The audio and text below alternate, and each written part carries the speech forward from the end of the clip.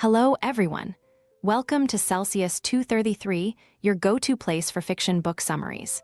Today, we will enter the world crafted in Treasure Island by Robert Louis Stevenson. Treasure Island by Robert Louis Stevenson was first published in 1883 and is a seminal work in the action and adventure genre.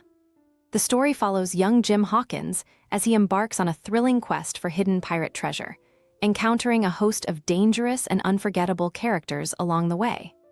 Set during the Age of Pirates, the novel is widely credited for shaping popular perceptions of pirates, treasure maps, and buried loot. Plot summary. On the foggy coast of England, Jim Hawkins lived with his parents, running the Admiral Benbow Inn. One fateful day, a ragged, scarred seaman, known only as the captain, arrived with a sea chest, taking up residence at the inn. The captain lived in fear of a mysterious one-legged man and spent his days watching the horizon, clutching a brass telescope and drinking rum. His fears materialized when a blind man named Pew arrived, handing him a black spot, a pirate's summons. That same night, the captain collapsed, dead of a stroke, leaving behind a chest full of treasure maps. With his father recently dead and the inn in disarray, Jim and his mother took the map to Dr. Livesey and Squire Trelawney, men of reason and ambition. The discovery of the map ignited their imaginations, a map that pointed the way to the hidden riches of the notorious pirate Captain Flint. Soon, Squire Trelawney prepared a ship, the Hispaniola, to seek out the treasure, with Captain Smollett at the helm, a capable and cautious leader. Alongside them were Dr. Livesey and Jim, who had been swept into this adventure far beyond his quiet life at the inn. As preparations began, Trelawney, with a naive trust, hired a crew for the journey, led by Long John Silver, a charming one-legged man who appeared both competent and friendly. Silver quickly befriended Jim, his jovial personality masking his true nature. But soon, Jim overheard a conversation that revealed Silver's dark secret. The amiable cook was none other than Flint's former quartermaster, and many of the crew were mutineers, intent on taking the treasure for themselves once they reached the island. With the secret knowledge of the impending mutiny, Jim warned Captain Smollett, who had long suspected something amiss. Tensions mounted as the ship neared the island. Upon landing, Jim, filled with both curiosity and courage, ventured off on his own. While exploring the thick jungles and rugged terrain, he came across a wild, ragged figure, Ben Gunn, a marooned sailor. Ben, once a member of Flint's crew, had been abandoned on the island for years. He had vital information. He knew the location of Flint's treasure and offered his loyalty to Jim and his companions in exchange for a share of the loot. Meanwhile, the crew, now split between loyalists and mutineers, began to make their moves. Silver, ever the manipulator, seized control of the mutineers, while Captain Smollett, Livesey, and Trelawney fortified themselves in an old stockade. Battle erupted between the two factions, with the pirates assaulting the stockade in hopes of overwhelming the captain and his men. The air was filled with the crack of muskets, and lives were lost on both sides, but the loyalists held their ground.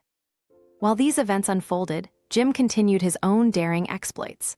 Determined to gain an advantage, he sneaked aboard the Hispaniola, which had been taken by the pirates, and managed to cut the ship adrift. A dangerous confrontation followed, and through sheer luck and courage, Jim found himself in control of the vessel.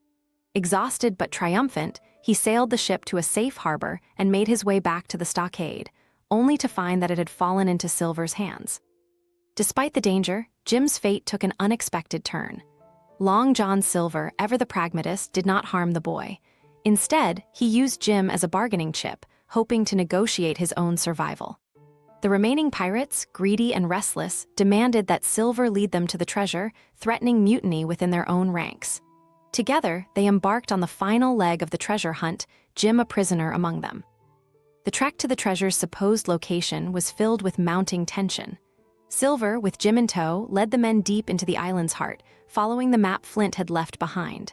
However, upon reaching the spot where the treasure was meant to be buried, the pirates found nothing but an empty hole. Flint's fortune had vanished. Panic and fury spread through the group. The pirates, now desperate and on the verge of turning on Silver, found themselves outwitted. Unbeknownst to the mutineers, Ben Gunn had already discovered Flint's treasure long ago and hidden it in a secret cave. Dr. Livesey and the others, having allied with Ben, knew of this all along and were only waiting for the right moment to strike. At the height of the pirates' confusion, Livesey and the Loyalists appeared, overwhelming the remaining mutineers.